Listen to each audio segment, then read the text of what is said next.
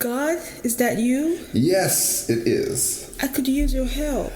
Okay, what's up? First, I've heard that you're omniscient. Is that true? That's a very good question, but no, lots of people think I am, but I can't be. That's disappointing. I was hoping you'll be able to tell me exactly what to do for the best possible outcome. I'd love to, I really would. It's why I'm here keeping exact track of everything in the universe, or at least everything that I can. So you're omniscient after all? Well, no, because I can't keep track of me keeping track. Why not? Well, we're talking, right? Yes, and I'm glad of it. Like I say, I could really use some help. That puts me in the universe. See, there's my bind. I could stay completely outside the universe and keep track of the whole ball of wax, but then I couldn't do anything. Even talking to you crosses a line. Once I interact with the universe at all, I'm in it, and that creates a paradox. How do you mean?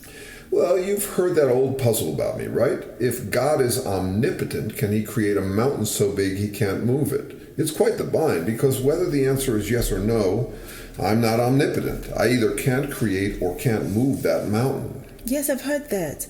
But it's about your omnipotence. I'm not asking you to move the mountains for me. I'm asking for you to guide me to my best behavior. I'll do the rest. I appreciate that, but there's a similar question. If God is omniscient, can he create a puzzle so hard he can't solve it? Oh, I see. And you've created such a puzzle? Yes, by caring, by being here to talk with you, by wanting to intervene in the workings of things, even just in creating the world. I'm confused. Can you say more? That I can. If I were completely outside the universe, with no crossing into it as I'm doing now, I could analyze everything within it and determine everything that would happen.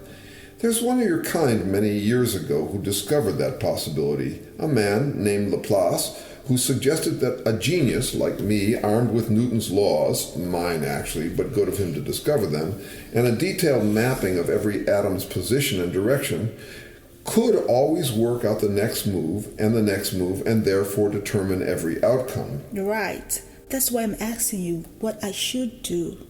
But there's the rub. As many have noted, there's a problem with Laplace's genius. Not a problem if he's just outside observing, but I'm not. I intervened to create the world and you in it, and here I am intervening again. And why is that a problem?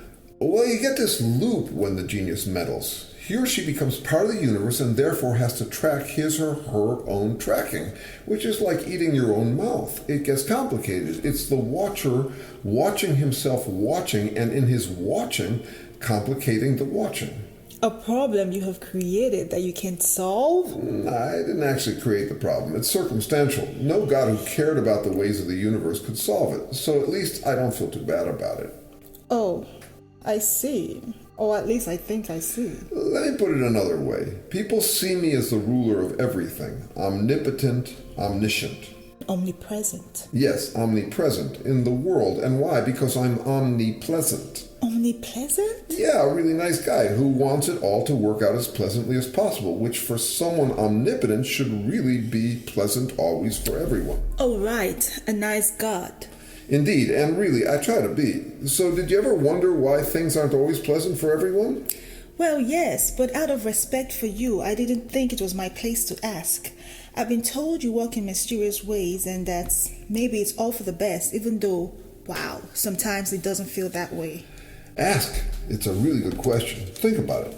Maybe I'm omnipleasant and omnipotent, but not omniscient. In other words, I've got the power and intention to make it pleasant for everyone. I just don't know how. Is that the case? Or maybe I'm omnipleasant and omniscient, but not omnipotent. In other words, I want to make it pleasant for everyone, and I know how, but I don't have the power. Or maybe I'm not omnipresent after all. The point is, one way or another, I can't be all three at once. Oh, I see what you're getting at. So, which is it? It's somewhere in between. And again, it's not about my personality or powers, but my predicament. Wanting to be in the universe to bring about maximal pleasantness, and then being stuck having to track myself in the process since I'm meddling. Unlike Laplace's imaginary genius, who just tracks it all from the outside, here I am in the universe tampering. Talking to you, for example. Once I'm in it, I have to track myself too. I think I get it. Will you let me try to explain it a few different ways? Well, sure, if you have time. I have all the time in the universe, dear one. Great, lay it on me. To get a sense of the predicament, let's try time travel. If you could go back in time and meddle, maybe you'd change things such that you wouldn't be here, the same person going back in time to meddle. Oh, right, like Back to the Future. I love that movie. Yes, like Back to the Future. That's one of those loops that make the predicament inescapable. Yeah, so try this one, which you all keep dealing with, much to my amusement, since it's like the story of my eternal life. Folks call me Lord, right? Lord of Lords, Lord of everything? Yes, I've heard that. Okay, but that means I'm Lord of me too, which is a problem, because if I'm a Lord of me too, who's lording whom? You're self-governing? Exactly. There's a loop there too. You see that problem for us humans too. I do indeed. Whether you elect a leader or the leader just muscles his or her way into power, you have a problem. The leader is supposed to govern everyone who doesn't govern themselves. So does he govern himself? If he does, then he doesn't get to govern himself. But if he doesn't, then he has to govern himself. Cute. I think I see the predicament. Of course, we have a solution here. Not that it always works. Either the people govern the governor, or we get a higher level governor to govern the ungoverned governor, or both. Right. But if the people are governing the governor, then who gets the last say? And what if the people and governor are in cahoots and not toward omnipleasantness? Because I've seen how that happens too. That's why we'll be best off with a supreme world governor, maybe. Ooh, careful, that's dangerous. I wouldn't recommend it. What if he or she is a total jerk? Wait, isn't that why you're the supreme lord? Ha, and who governs me? That's exactly the loop I'm talking about. Lord knows I try to be omnipleasant, but I can't know everything about me any more than I can eat my whole mouth. It's confusing, but I think I get what you're talking about. So I guess it turns out you can't tell me exactly what to do. Not without intervening in ways that could alter things. Do you have time for one more take on this challenge I face? One more and then I'll need a nap. Because while this may be easy for you, it's hard on my little brain.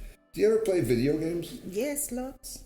And there are two kinds, right? Single-player games and multiplayer games. Yes, though the one-player games have other characters in them. Exactly. They're called non-player characters. They're programmed into the game. They're like virtual robots. You got it. So can you get cheat books that tell you exactly how to win both kinds of games? No, just the one-player games. They can tell you exactly how to win. And you can find all sorts of strategy advice for a multiplayer game, like World of Warcraft, but there's no guarantee the strategies will work. Great, so you come to me to be your cheat book. By the way, what was your question? I forgot to ask. I would really like to find my soulmate. Perfect. So if life is a one-player game, good news, I could give exactly one person, you, complete instructions for finding your soulmate. The bad news is that your soulmate would have no soul. They would have to be a non-player character, a robot. Oh, I think I'm beginning to get it. Can I try a version on you? I'm all ears. GPS. You know all about it, right? I know about pretty much everything.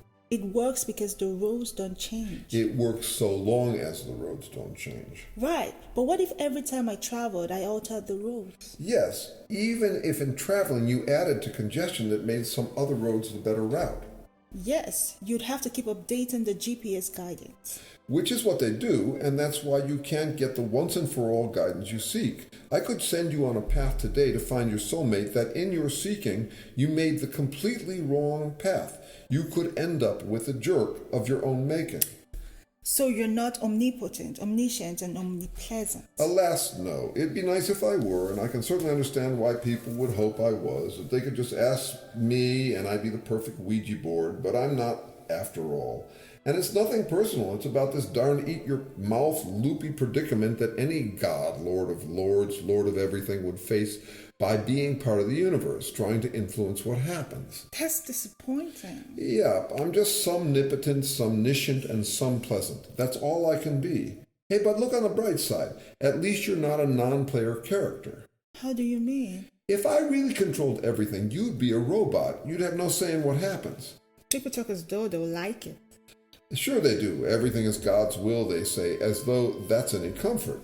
Well, in a way, it would be, because then I wouldn't have to feel bad about not finding my soulmate.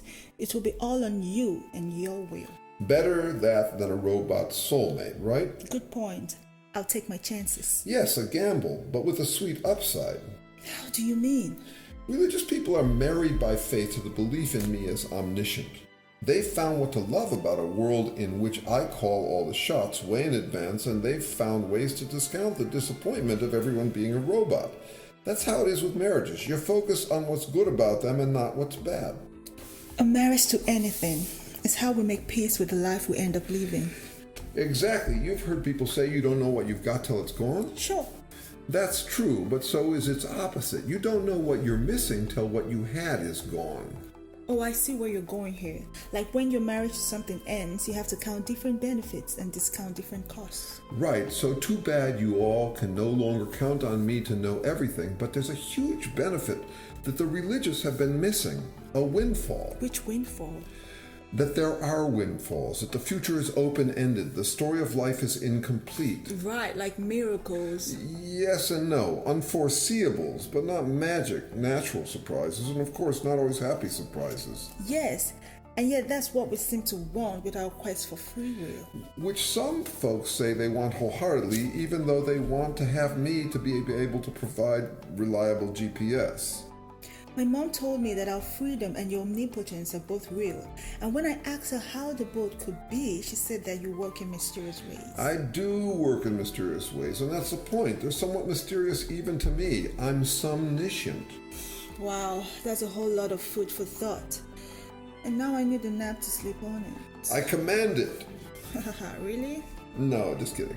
Nice to talk with you. Nice to talk with you, God. Thanks for taking the time. Lord knows I have all the time in the universe.